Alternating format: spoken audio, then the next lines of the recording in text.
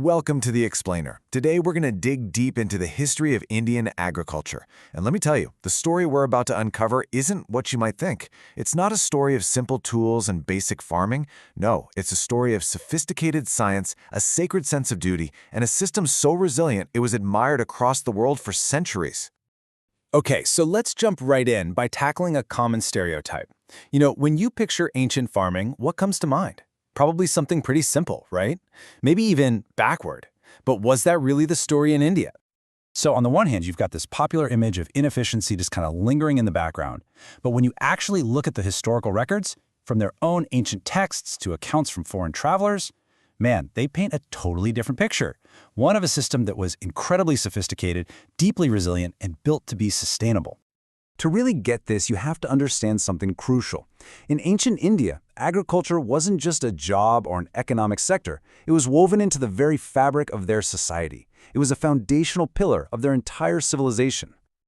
Take this story from the epic Ramayana, for instance. This is so cool. This isn't just about a king getting his hands dirty. It's symbolic.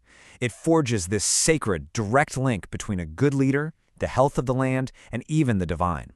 The king himself is shown as an innovator in agriculture. And check out this quote, also from the Ramayana. This isn't just pretty poetry. This was like the ultimate report card for a good ruler.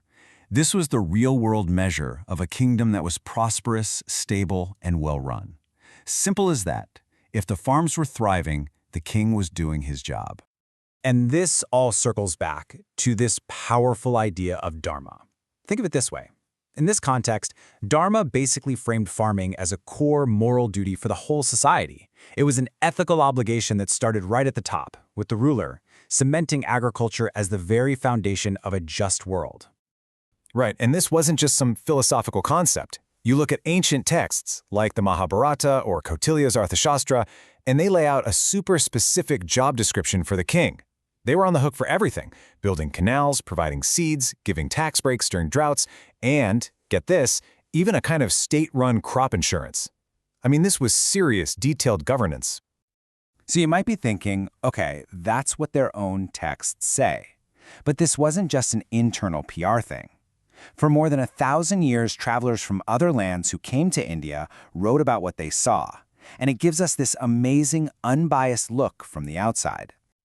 I mean, just take a look at this timeline. You've got the ancient Greek historian Megasthenes way back in 300 BCE. Fast forward over 1,000 years, and you have the Persian scholar Al-Biruni. All the way up to European travelers in the 17th century. It's amazing. Visitors from totally different cultures and times all notice the same thing. And they weren't just saying, wow, nice farms. They got into the details. So Megasthenes, he's writing about how farmers there get 2 harvests every single year, and how state-run irrigation meant famines were almost unheard of. Al-Biruni was blown away by the scientific knowledge farmers had. Ibn Battuta couldn't stop praising how skilled the peasants were. The message, loud and clear from all of them? This was a seriously advanced agricultural society. So, how'd they do it? What were the actual mechanics of a system that could create so much abundance and stability for so long? Let's really dig into the nuts and bolts, the tech, and the unique way of thinking that made it all possible. All right, so here's the absolute key to the whole thing. A ruler's legitimacy, their very right to rule, was tied directly to their job as a Kshatrapati, or lord of the fields. A king wasn't just some guy who collected taxes. No, his main job was to be the protector of the water and the land. If you let the kingdom's irrigation tanks fall apart, you were failing as a king, period. And if you want a perfect example of this genius in action, look no further than the Erie tank system in South India. I mean, this thing was an absolute marvel of decentralized, sustainable engineering. Just imagine thousands of man-made tanks, all interconnected in a chain. They'd capture the monsoon rains, prevent floods, and slowly recharge the groundwater.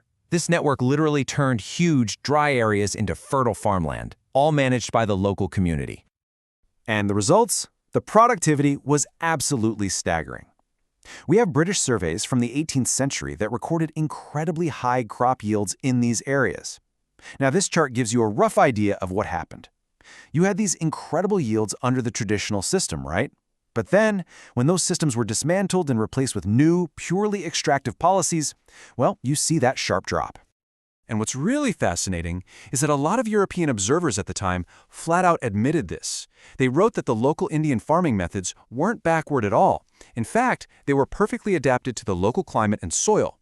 And they even concluded that, in many ways, these systems were more efficient and sustainable than what was being practiced back in Europe. So the really crucial takeaway here is this. The system's decline later on wasn't because it was flawed or old-fashioned. It happened because the very foundation it was built on, things like community stewardship, royal protection, and always reinvesting in the infrastructure, that foundation was torn apart and neglected. So when you put all the pieces together, what you see is this beautiful, holistic system.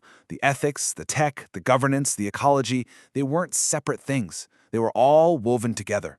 You had the dharma acting as the moral compass, you had the technology, like the Erie system, as the engine, and you had the government, with the king as protector, making sure the whole thing worked in perfect harmony with the environment. And all of this really brings us to one big final question for today. As we face our own huge challenges, climate change, water shortages, the need for sustainable food, what can we learn from this incredible history? What can these ancient, resilient models of community management and ecological harmony teach us about building our own future?